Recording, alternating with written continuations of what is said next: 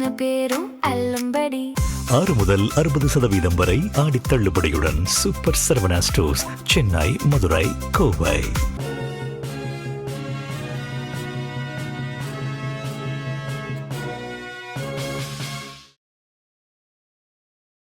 வணக்கம். ஜம் செய்திகளுக்காக நான் உங்கள் குணா. இந்திய நேரப்படி இரவு 8:30 மணி செய்திகள். முதலில் ஜம் தலைப்பு செய்திகளை காணலாம். நீட் விவகாரத்தில் விவாதம் நடத்துவது தொடர்பாக எதிர்க்கட்சிகளிடம் ஆலோசிக்க வேண்டும். மக்களவை சபாநாயகருக்கு கடிதம் எழுதினார் மத்திய உள்துறை அமைச்சர் அமித்ஷா. தொகுதி மறுவரையறைக்கு எதிராக முதலமைச்சர் ஜோசப் விஜய் கொண்டு வந்த தனி தீர்மானம் சட்டப்பேரவையில் நிறைவேற்றம். தமிழக சட்டப்பேரவையில் பாடல், கவிதை, குட்டி கதையை மேற்கோள் காட்டி முதலமைச்சர் ஜோசப் விஜயை பாராட்டினார் நிதியமைச்சர் மரிய வில்சன். தமிழக சட்டசபைக்கு நாளை 13ஆம் தேதியிலிருந்து 4 நாட்கள் விடுமுறை. 17ஆம் தேதி மானிய கோரிக்கை விவாதம் நடைபெறும் என அறிவிப்பு.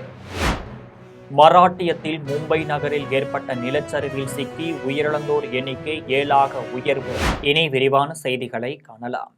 நீட் விவகாரத்தில் விவாதம் நடத்துவது தொடர்பாக எதிர்க்கட்சிகளிடம் ஆலோசிக்கும்படி மக்களவை சபாநாயகருக்கு மத்திய உள்துறை அமைச்சர் அமித்ஷா கடிதம் எழுதியுள்ளார்.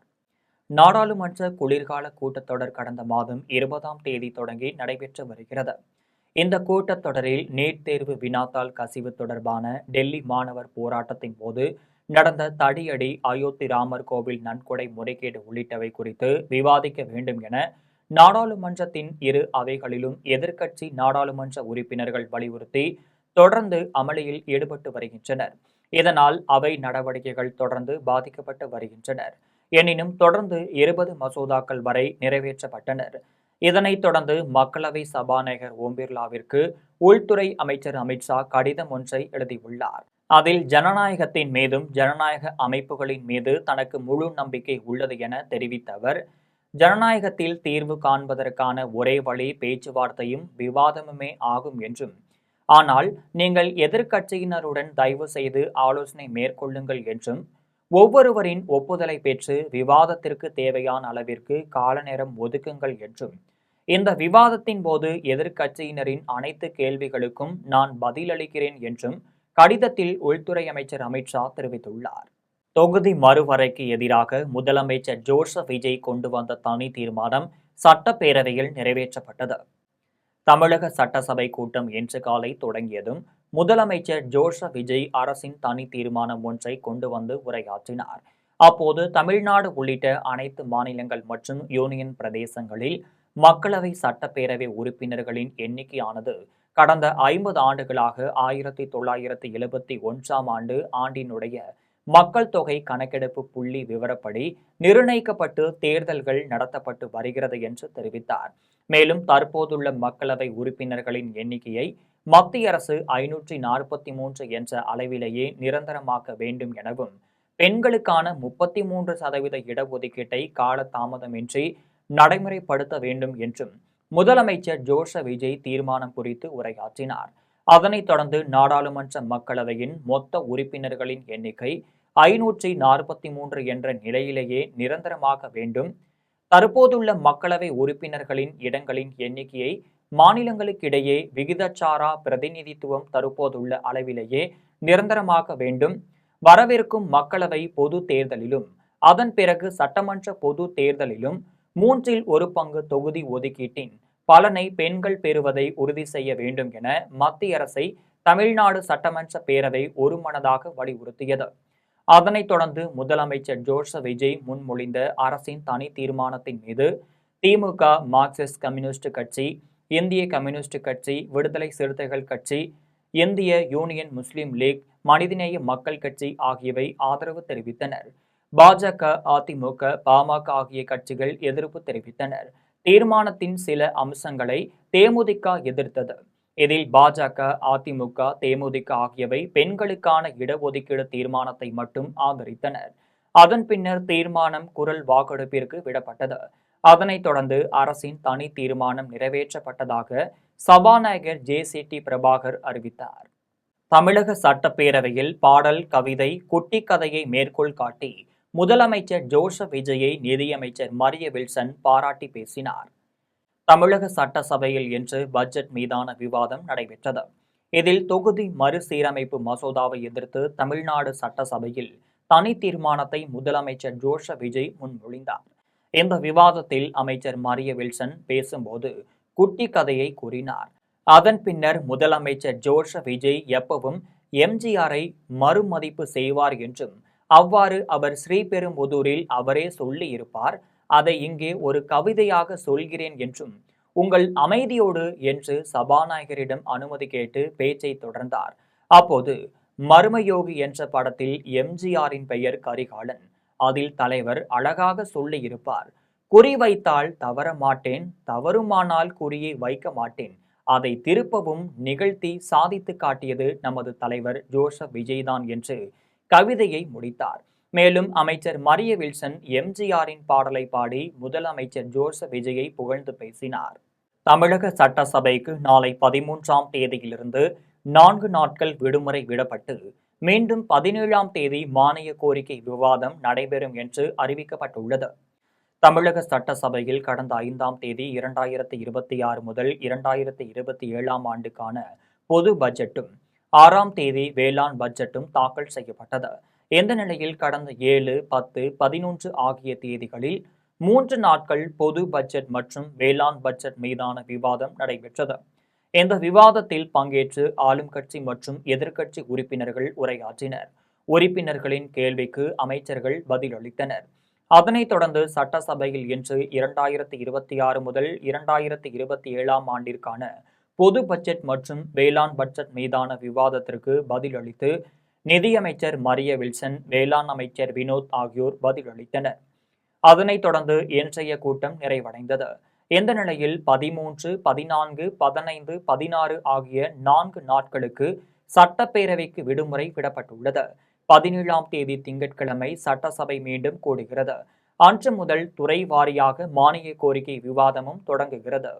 மராட்டியத்தின் மும்பை நகரில் ஏற்பட்ட நிலச்சரிவில் சிக்கி உயிரிழந்தோர் எண்ணிக்கை 7ஆக அதிகரித்துள்ளது. மராட்டியத்தின் மும்பை நகரில் பரவலாக மழை பெய்து வருகிறது. இதனால் பல பகுதிகளில் வெள்ளம் மற்றும் நிலச்சரிவு ஏற்பட்டுள்ளது.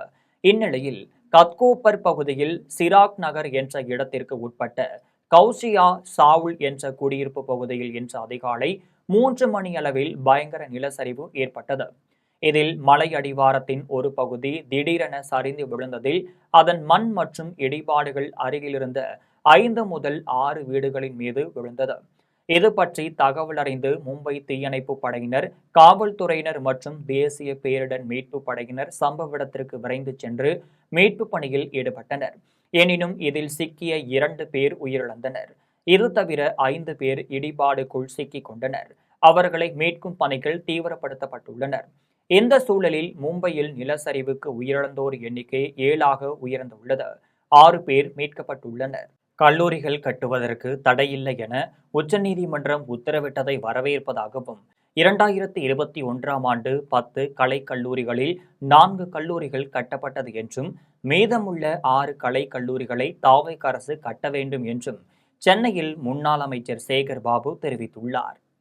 சென்னை தலைமை செயலகத்தில் முன்னாள் அமைச்சரும் திமுக சட்டமன்ற உறுப்பினருமான சேகர் பாபு செய்தியாளர்களை சந்தித்து பேசினார். அப்போது 2021ஆம் ஆண்டு தாக்கல் செய்யப்பட்ட இந்து சமய அறநிலையத்துறை மானிய கோரிக்கையின் போது 10 கலைக் கல்லூரிகள் டிசம்பர் மாதம் தொடங்கப்படும் என தெரிவித்திருந்த நிலையில் 4 கல்லூரிகளுக்கான பணிகள் தொடங்கப்பட்டது.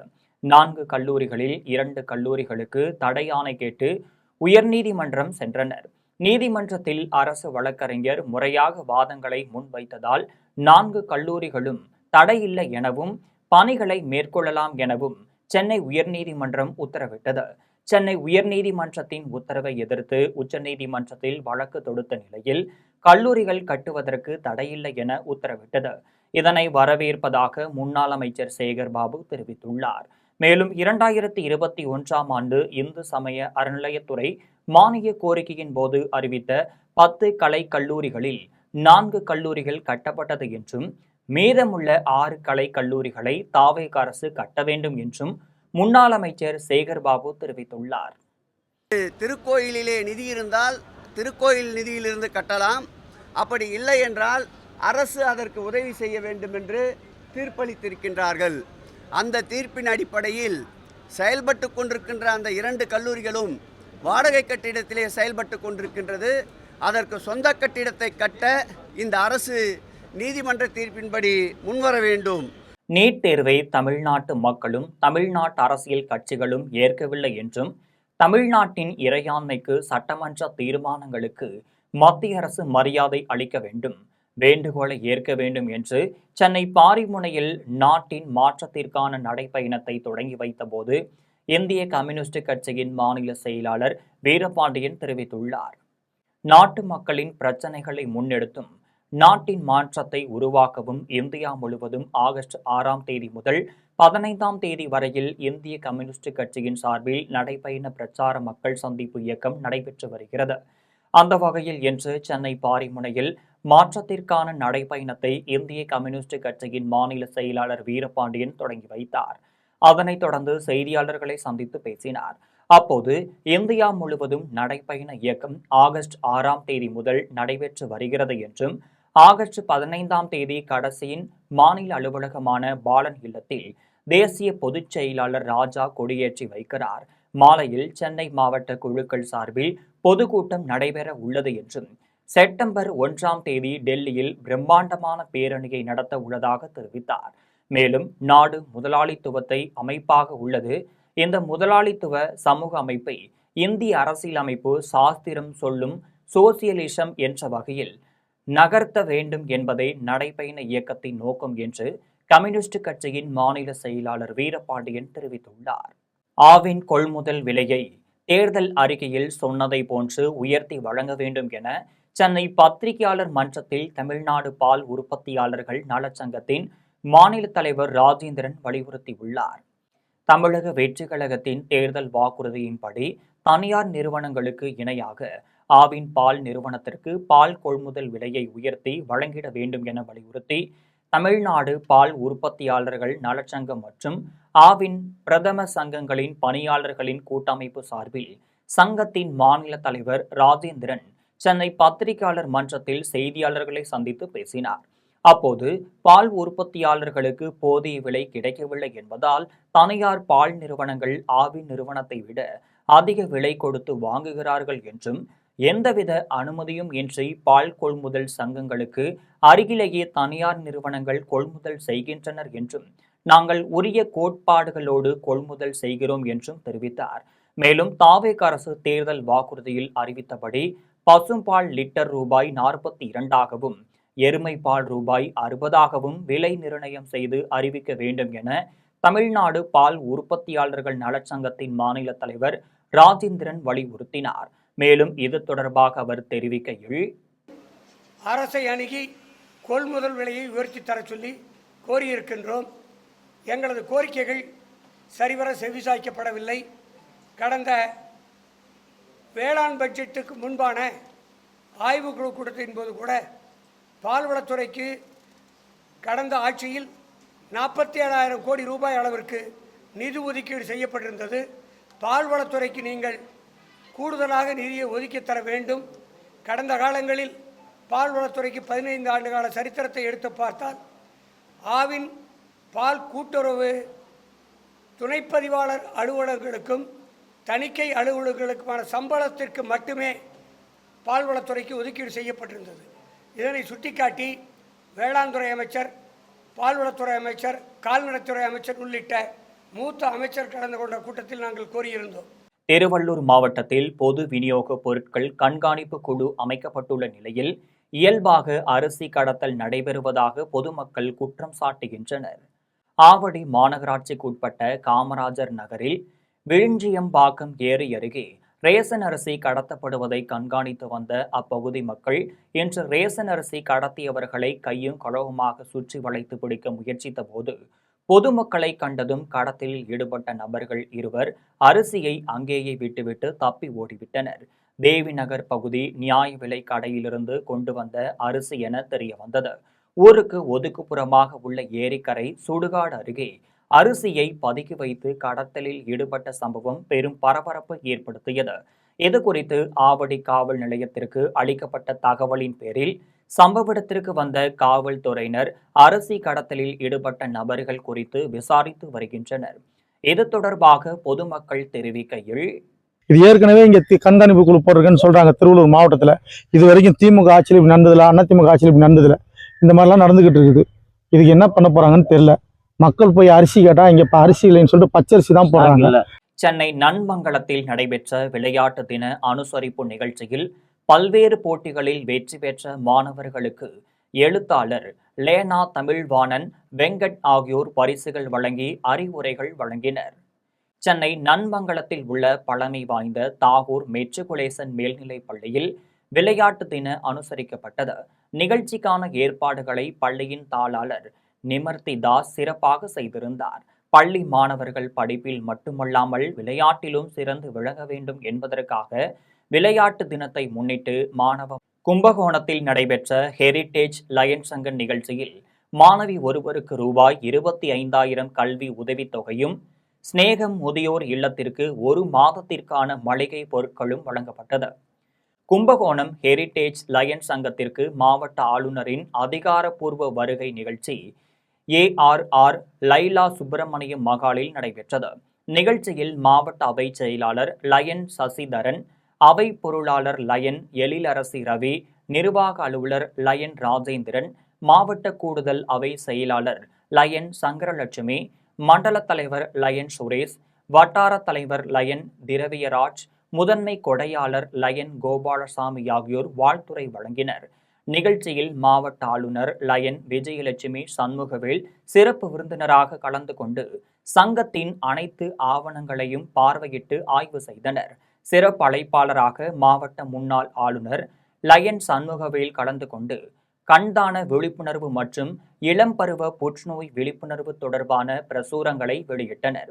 நிகழ்ச்சியில் இந்திய தபால் துறையில் கும்பகோணத்தில் பணிபுரியும் தனலட்சுமிக்கு சிறப்பு விருது வழங்கி கௌரவிக்கப்பட்டது. சங்கத்தின் செயல்பாடுகள் குறித்த காணொளி திரையிடப்பட்டது. மேலும் மரக்கன்றுகள், குக்கர், கிரைண்டர், மிக்சி ஆகியவை பயனாளிகளுக்கு வழங்கப்பட்டது. மாணவி ஒருவருக்கு ரூபாய் 25,000 கல்வி உதவித்தொகையும், ஸ்நேகம் முதியோர் இல்லத்திற்கு 1 மாதத்திற்கான மளிகை பொருட்களும் வழங்கப்பட்டது. இதில் கும்பகோணம் பகுதியில் உள்ள அனைத்து லயன்ஸ் சங்கங்களின் பொறுப்பாளர்களும் உறுப்பினர்களும் கலந்து கொண்டு சிறப்பித்தனர். நிகழ்ச்சியின் இறுதியில் சங்க பொருளாளர் லயன் ஆனந்தகுமார் நன்றி தெரிவித்தார். சென்னை மாதவரம் பேருந்து நிலையத்தில் நடைபெற்ற போதைக்கு எதிரான விழிப்புணர்வு பேரணியில் கல்லூரி மாணவ மாணவிகள், தன்னார்வலர்கள் கலந்து கொண்டு பொதுமக்கள் மற்றும் பயணிகளிடையே போதையினால் ஏற்படும் தீமைகள் குறித்து விழிப்புணர்வு ஏற்படுத்தினர். சென்னை மாதவரம் பேருந்து நிலையத்தில் தமிழ்நாடு வாலண்டியர்ஸ் அமைப்பு சார்பில் மாதவரம் மாவட்ட காவல்துறை மற்றும் M1 மாதவரம் காவல் நிலையமும் இணைந்து போதைப் பொருள் ஒழிப்பு மற்றும் விழிப்புணர்வு பேரணியை நடத்தினர். தமிழ்நாட்டிற்கு போதை வேண்டாம், எங்களுக்கு போதை கலாச்சாரம் வேண்டாம் என்ற முழக்கத்துடன் நடைபெற்ற விழிப்புணர்வு பேரணியில் ஏராளமான பொதுமக்கள், கல்லூரி மாணவ மாணவிகள் மற்றும் தன்னார்வலர்கள் பங்கேற்று மாதவரம் பேருந்து நிலையத்திற்கு வந்து செல்லும் பொதுமக்கள் மற்றும் வெளி மாநிலங்களில் இருந்து வரும் பயணிகளிடையே போதைப் பொருள் மற்றும் புகையிலை உள்ளிட்ட நச்சு பொருட்களை பயன்படுத்துவதால் ஏற்படும் உடல்நல பாதிப்புகள், புற்றுநோய் உள்ளிட்ட பல்வேறு ஆபத்தான நோய்கள் குறித்தும் எடுத்து கூறி விழிப்புணர்வு ஏற்படுத்தினர். அதன் பின்னர் போதைப் பொருள் ஒழிப்பு உறுதிமொழி ஏற்றனர். இதனிடையே மாதவரம் காவல் நிலையத்தில் பறிமுதல் செய்யப்பட்ட 3,500 கிலோ குட்கா மற்றும் தடை செய்யப்பட்ட புகையிலை பொருட்களை நீதிமன்ற உத்தரவின் அடிப்படையில் கொடுங்கையூர் பகுதியில் கொட்டி அளித்தனர். சென்னையில் உள்ள காவேரி மருத்துவமனையின் 5G ஆம்புலன்ஸ் சேவையை காவல் ஆணையர் அமல்ராஜ் தொடங்கி வைத்தார். சென்னை கத்தீட்ரல் சாலையில் உள்ள தனியார் நட்சத்திர விடுதியில் நடைபெற்ற நிகழ்ச்சியில் சென்னையில் உள்ள காவேரி மருத்துவமனையின் பல்வேறு கிளைகளில் 30க்கும் மேற்பட்ட அதிநவீன ஆம்புலன்ஸ் சேவைகள் இணைக்கப்பட்டன. இந்த ஆம்புலன்ஸ் சேவையை காவேரி மருத்துவமனை நிர்வாக இயக்குனர் மணிவண்ணன் செல்வராஜ் முன்னிலையில் சென்னை காவல்துறை ஆணையர் அமல்ராஜ் தொடங்கி வைத்தார். ஆம்புலன்ஸ்களில் உள்ள CPMS தொழில்நுட்பம் மூலம் நோயாளியின் இரத்த அழுத்தம், இதய துடிப்பு, ஆக்சிஜன் அளவு, சுவாச விகிதம் உள்ளிட்ட முக்கிய உடல்நல குறியீடுகளை மருத்துவர்கள் மருத்துவமனையில் இருந்தபடியே கண்காணிக்கின்றனர். 5G இணைப்பின் மூலம் நோயாளியின் மருத்துவ தகவல் மருத்துவமனைக்கு உடனுக்குடன் அனுப்பப்படுவதுடன் ஆம்புலன்ஸில் உள்ள மருத்துவ குழுவினருக்கு மருத்துவ நிபுணர்கள் தேவையான வழிகாட்டுதல்களையும் வழங்குகின்றனர். ஆம்புலன்ஸ் சேவையை தொடங்கி வைத்த பின்னர் காவல்துறை ஆணையர் அமல்ராஜ் உரையாற்றினார். அப்போது காவேரி மருத்துவமனையின் 5G துவக்க நிகழ்ச்சிக்கு வந்திருப்பது மகிழ்ச்சியாக உள்ளது, அழைத்தமைக்கு நன்றி என்று தெரிவித்தார். மேலும் ஆம்புலன்ஸ் என்பது நடமாடும் மருத்துவமனையாகவும் குறிப்பாக 5G ஆம்புலன்ஸ் பயன்பட உள்ளது எனவும், நோயாளிகள் ஆம்புலன்ஸை அழைக்கும் போது ஆம்புலன்ஸிலேயே முதலுதவி சிகிச்சை அமைக்கும் வகையில் 5G ஆம்புலன்ஸ் வழங்க உள்ளது எனவும், சென்னையில் 30 ஆம்புலன்ஸை பல்வேறு இடங்களில் நிறுத்தி இலவசமாக மருத்துவமனைக்கு செல்ல ஏற்பாடு செய்யப்பட்டுள்ளனர் எனவும் காவல்துறை ஆணையர் அமல்ராஜ் தெரிவித்துள்ளார். பெரியமாம்பட்டு சாலையில் நடந்து சென்றவர்கள் மீது லாரி மோதிய விபத்தில் இருவர் சம்பவ இடத்திலேயே உயிரிழந்தனர். கால் முறிவு ஏற்பட்ட நபர் கள்ளக்குறிச்சி மருத்துவமனையில் சிகிச்சைக்காக அனுமதிக்கப்பட்டுள்ளார். கள்ளக்குறிச்சி மாவட்டம் தியாகதுருகம் பேரூராட்சிக்குட்பட்ட பெரியமாம்பட்டு பகுதியில் இன்று அதிகாலையில் இயற்கை உபாதை கழிப்பதற்காக மண் சாலையில் நடந்து சென்று கொண்டிருந்த மூவர் மீது உளுந்தூர்பேட்டையிலிருந்து சென்னை நோக்கி தேசிய நெடுஞ்சாலையில் சென்ற லாரி அதிவேகமாக மோதியது. இந்த விபத்தில் சேகர் மற்றும் பாவாடை ஆகியோர் சம்பவ இடத்திலேயே பரிதாபமாக உயிரிழந்தனர். கால் எலும்பு முறிந்த ஏழுமலை என்பவர் அக்கம் பக்கத்தினர் மீட்டு சிகிச்சைக்காக கள்ளக்குறிச்சி அரசு மருத்துவமனைக்கு அனுப்பி வைத்தனர். இதுகுறித்து தகவல் அறிந்து சம்பவ இடத்திற்கு விரைந்து வந்த தியாகதுருவம் காவல்துறையினர் விபத்தில் உயிரிழந்த இருவரின் உடல்களை மீட்டு பிரேத பரிசோதனைக்காக அரசு மருத்துவமனைக்கு அனுப்பி வைத்தனர். மேலும் வழக்கு பதிவு செய்து தீவிர விசாரணை மேற்கொண்டு வருகின்றனர். வானாபுரம் அருகே காதலி உயிரிழந்த துக்கத்தில் காதலனும் தூக்கிட்டு தற்கொலை செய்து கொண்ட சம்பவம் அப்பகுதியில் பெரும் சோகத்தை ஏற்படுத்தியுள்ளது. கள்ளக்குறிச்சி மாவட்டம் வானாபுரம் அருகே உள்ள கானாங்காடு கிராமத்தைச் சேர்ந்த பெருமாளின் மகன் தவசு என்பவர் அதே கிராமத்தைச் சேர்ந்த இளம்பெண் ஒருவரை கடந்த 2 ஆண்டுகளாக காதலித்து வந்துள்ளார். இந்நிலையில் தவசையின் காதலை அந்த பெண்ணின் குடும்பத்தினர் ஏற்க மறுத்ததாக கூறப்படுகிறது. இதனால் மனமுடைந்த அந்த இளம்பெண் கடந்த சில நாட்களுக்கு முன்பு தூக்கிட்டு தற்கொலை செய்து கொண்டார். காதலி உயிரிழந்த சம்பவத்தால் பெரும் துயரத்தில் இருந்த தவசி பெங்களூரில் உள்ள தனது அண்ணன் வீட்டில் தங்கியிருந்த நிலையில் இன்று காலை கானாங்காடு கிராமத்தில் உள்ள தனது வீட்டிற்கு தவசி வந்துள்ளார். காதலியின் நினைவால் மனமுடைந்த நிலையில் இருந்த அவர் வீட்டின் பின்புறம் உள்ள மரத்தில் தூக்கிட்டு தற்கொலை செய்து கொண்டார். இது குறித்து தகவல் அறிந்த வடபொன்னப்பரப்பி காவல்துறையினர் சம்பவ இடத்திற்கு விரைந்து சென்று தவசியின் உடலை மீட்டு பிரேத பரிசோதனைக்காக கள்ளக்குறிச்சி அரசு மருத்துவக் கல்லூரி மருத்துவமனைக்கு அனுப்பி வைத்தனர். மேலும் வழக்கு பதிவு செய்து சம்பவம் தொடர்பாக விசாரணை மேற்கொண்டு வருகின்றனர். திருவெண்ணெய்நல்லூர் அருகே உள்ள கீரிமேடு ஊராட்சியை தனி வருவாய் கிராமமாக அறிவிக்க கோரி கிராம பொதுமக்கள் இன்று நூதன முறையில் மாரடித்து ஒப்பாரி வைத்து கண்டன ஆர்ப்பாட்டத்தில் ஈடுபட்டனர். விழுப்புரம் மாவட்டம் கீரிமேடு ஊராட்சியில் கடந்த 1984ஆம் ஆண்டு அரும்பட்டு ஊராட்சியிலிருந்து பிரிக்கப்பட்டு தனி ஊராட்சியாக அறிவிக்கப்பட்டதாக கிராம மக்கள் தெரிவிக்கின்றனர். மேலும் கீரிமேடு ஊராட்சிக்கென அரசு பிரித்து வழங்கியுள்ள புல எண்கள் மற்றும் வரைபட ஆவணங்களின் அடிப்படையில் ஊராட்சி எல்லையை முறையாக அளந்து அத்துக்காட்டி கீரிமேடு ஊராட்சியை தனி வருவாய் கிராமமாக அறிவிக்க வேண்டும் என பொதுமக்கள் நீண்ட காலமாக கோரிக்கை விடுத்து வந்துள்ளனர். இது தொடர்பாக தமிழக அரசு மற்றும் சம்பந்தப்பட்ட அதிகாரிகளிடம் பலமுறை மனுக்கள் அளித்தும் பல்வேறு கட்ட போராட்டங்கள் நடத்தியும் இதுவரை எந்த ஒரு உரிய நடவடிக்கையும் எடுக்கவில்லை என கிராம மக்கள் குற்றம் சாட்டுகின்றனர். மேலும் தங்களது கோரிக்கையை அரசின் கவனத்திற்கு கொண்டு செல்லும் வகையில் கீரிமேடு கிராம மக்கள் மாரடித்து ஒப்பாரி வைத்து நூதன முறையில் கண்டன ஆர்ப்பாட்டத்தில் ஈடுபட்டனர். தியாகதுருகம் அடுத்த குரூர் கிராமத்தில் ஆட்டுப்பட்டியில் மின்கம்பி அறுந்து விழுந்து மின்சாரம் பாய்ந்ததில் பட்டியில் இருந்த 68 ஆடுகள் உயிரிழந்த சம்பவம் அப்பகுதியில் பெரும் சோகத்தை ஏற்படுத்தியுள்ளது. கள்ளக்குறிச்சி மாவட்டம் தியாகதுருகம் அருகே உள்ள குரூர் கிராமத்தில் அசக்களத்தூர் கிராமத்தைச் சேர்ந்த சுந்தர்ராஜ் என்பவர் ஆட்டுப்பட்டி அமைத்திருந்தார். நேற்று பெய்த சூறை காற்றுடன் பெய்த கனமழையின் காரணமாக மின்கம்பத்தில் இருந்து மின்கம்பி அறுந்து விழுந்ததில் 68 ஆடுகள் மின்சாரம் பாய்ந்து சம்பவ இடத்திலேயே உயிரிழந்தது. ஆடுகள் கத்திக் கொண்டிருந்த சம்பவத்தை கேட்டு எழுந்து வந்த ஆட்டுப்பட்டி உரிமையாளர் சுந்தரராஜன் ஆடுகள் கத்திக் கொண்டிருந்த சம்பவத்தை கேட்டு எழுந்து வந்த ஆட்டுப்பட்டி உரிமையாளர் சுந்தரராஜன் ஆடுகள் துடித்துக் கொண்டிருந்ததை கண்டு மின்சாரத்துறையினருக்கு தகவல் தெரிவித்ததின் பேரில் மின்வாரிய பணியாளர்கள் மின்சாரத்தை நிறுத்தினர். அதன் பின்னர் ஆட்டுப்பட்டியில் அருகே சென்று பார்த்தபோது அனைத்து ஆடுகளும் உயிரிழந்ததைக் கண்டு அதிர்ச்சி அடைந்தார். இதுகுறித்து தகவல் அறிந்து சம்பவ இடத்திற்கு சென்ற வரஞ்சரம் காவல்துறையினர் ஆடுகள் இறந்ததை பார்வையிட்டு வழக்கு பதிவு செய்து விசாரணை மேற்கொண்டு வருகின்றனர். காட்டுமன்னார் கோவில் வர்த்தகர்கள் சங்கம் சார்பில் நடைபெற்ற 74ஆம் ஆண்டு விழாவில் 10 மற்றும் 12ஆம் வகுப்புகளில் சிறந்த மதிப்பெண்கள் எடுத்த மாணவர்களுக்கு ரொக்கப் பரிசு வழங்கப்பட்டது. கடலூர் மாவட்டம் காட்டுமன்னார் கோவிலில் வர்த்தகர்கள் சங்கம் சார்பில் 74ஆம் ஆண்டு விழா மற்றும் பொதுக்குழு கூட்டம் நடைபெற்றது. கூட்டத்திற்கு வர்த்தகர்கள் சங்க தலைவர் காமராஜ் தலைமை தாங்கினார். கௌரவ தலைவர் ஸ்ரீவாச நாராயணன், துணைத் தலைவர்கள் கிருபானந்தம், அன்பழகன், பாலு, திருஞான சம்பந்தம், திருவேங்கடம் ஆகியோர் முன்னிலை வகித்தனர். கூட்டத்தில் பங்கேற்றவர்களை செயலாளர் உபயதுல்லா வரவேற்றார். கூட்டத்தில் 10 மற்றும் 12ஆம் வகுப்புகளில் முதல் மதிப்பெண்கள் பெற்ற வணிகர்களின் குழந்தைகளுக்கு ரூபாய் 7,000, 5,000, ரூபாய் 3,000 என 6 நபர்களுக்கு ரொக்க பரிசு வழங்கப்பட்டது. இதேபோன்று பேரூராட்சியில் பணியாற்றும் அனைத்து தூய்மை பணியாளர்களையும் பாராட்டி பரிசுகள் வழங்கப்பட்டது.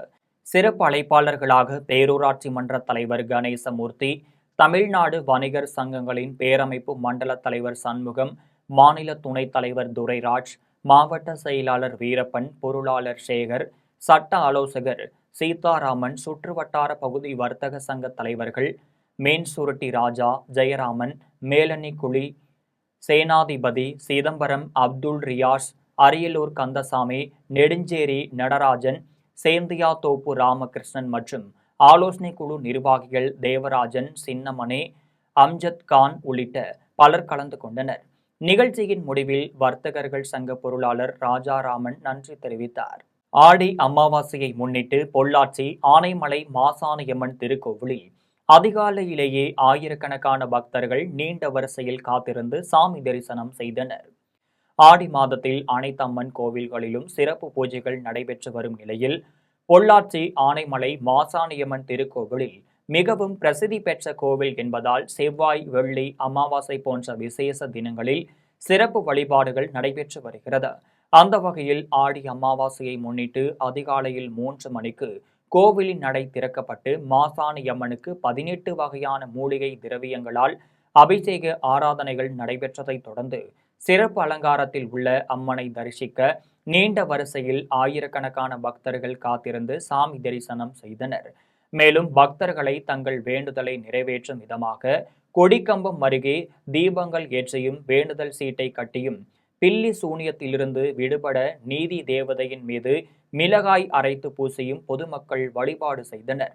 பக்தர்களின் கூட்டம் அதிகாலையிலேயே அதிக அளவில் திரண்டதால் பக்தர்களின் பாதுகாப்பு நலன் கருதி தடுப்புகள் அமைக்கப்பட்டுள்ளது. 100க்கும் மேற்பட்ட காவல்துறையினர் மற்றும் தீயணைப்புத் துறையினர் பாதுகாப்பு பணியில் ஈடுபட்டனர். ஆடி அமாவாசையை முன்னிட்டு திருமூர்த்தி மலையில் ஆயிரக்கணக்கான பக்தர்கள் திரண்டு தங்களின் முன்னோர்களுக்கு தர்ப்பணம் செய்துவிட்டு மும்மூர்த்திகளை வழிபட்டனர். திருப்பூர் மாவட்டம் உடுமலைப்பேட்டையில் உள்ள திருமூர்த்தி மலையில் பிரம்மா, சிவன், விஷ்ணு திருக்கோவில் மும்மூர்த்தி ஸ்தலமாக அமைந்துள்ளது. இக்கோவிலில் ஆடி அமாவாசையை முன்னிட்டு அமனலிங்கேஸ்வரருக்கு அதிகாலையில் அபிஷேக ஆராதனைகளுடன் சிறப்பு பூஜைகள் நடைபெற்றது. இந்நிலையில் சுற்றுலா பயணிகள், பக்தர்கள் புனித நீராடி முன்னோர்களுக்கு தர்ப்பணம் செய்தனர். பக்தர்கள் கூட்டத்தை கட்டுப்படுத்த சிங்கப்பெண் அதிரடிப்படையினர் உள்ளிட்ட காவல்துறையினர் பலத்த பாதுகாப்பு பணியில் ஈடுபட்டனர். குளிக்க தடை செய்யப்பட்டுள்ள பகுதியில் பேரிகார்டுகள் அமைக்கப்பட்டுள்ளனர். ஆடி அமாவாசை சிறப்பு வாய்ந்த நாள் என்பதால் பொதுமக்களின் நலன் கருதி பேருந்துகள் இயக்கப்பட்டது. ஆடி அமாவாசை தினத்தில் ஏராளமான பொதுமக்கள் தங்களின் முன்னோர்களுக்கு தர்ப்பணம் செய்துவிட்டு மும்மூர்த்திகளை வழிபட்டனர். சேலம் ஆட்டையாம்பட்டி எட்டுப்பட்டியில் உள்ள ஸ்ரீ பெரிய மாரியம்மன் திருக்கோவிலில் தேர் திருவிழா வெகு விமரிசையாக நடைபெற்றது. சேலம் ஆட்டையாம்பட்டி எட்டுப்பட்டியில் அமைந்துள்ள ஸ்ரீ பெரிய மாரியம்மன் திருக்கோவிலில் ஆடி மாதம் 27ஆம் நாள் புதன்கிழமை காலை பூ மிதித்தல் விழா சிறப்பாக நடைபெற்றது. அதனைத் தொடர்ந்து திருத்தேரோட்ட விழா நடைபெற்றது.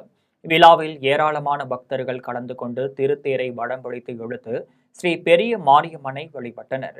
அதனைத் தொடர்ந்து 28ஆம் நாள் வியாழன்கிழமையன்று காலையில் பொதுமக்கள் பொங்கல் வைத்து ஆடு, கோழிகளை பலியிட்டு ஸ்ரீ பெரிய மாரியம்மனுக்கு நேர்த்திக்கடன் செலுத்தினர். இதனைத் தொடர்ந்து கம்பம் வழி அனுப்புதல் நிகழ்ச்சி மாலையில் நடைபெற்றது.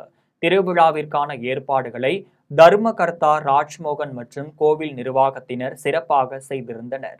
மீண்டும் ஜெம் தலைப்பு செய்திகள். நீட் விவகாரத்தில் விவாதம் நடத்துவது தொடர்பாக எதிர்க்கட்சிகளிடம் ஆலோசிக்க வேண்டும். மக்களவை சபாநாயகருக்கு கடிதம் எழுதினார் மத்திய உள்துறை அமைச்சர் அமித்ஷா.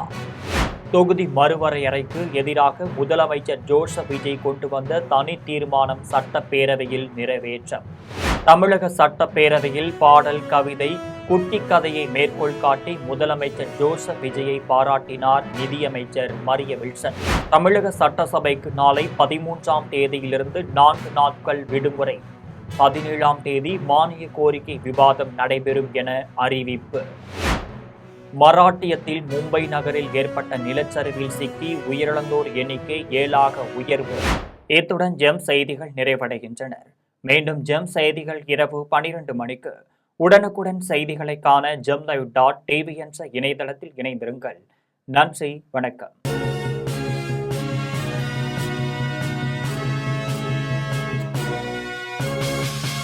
ஆடி தள்ளுபடி அத்தனை பேரும் அள்ளும்படி. 6 முதல் 60% வரை ஆடித் தள்ளுபடியுடன் சூப்பர் சரவணா ஸ்டோர்ஸ், சென்னை, மதுரை, கோவை.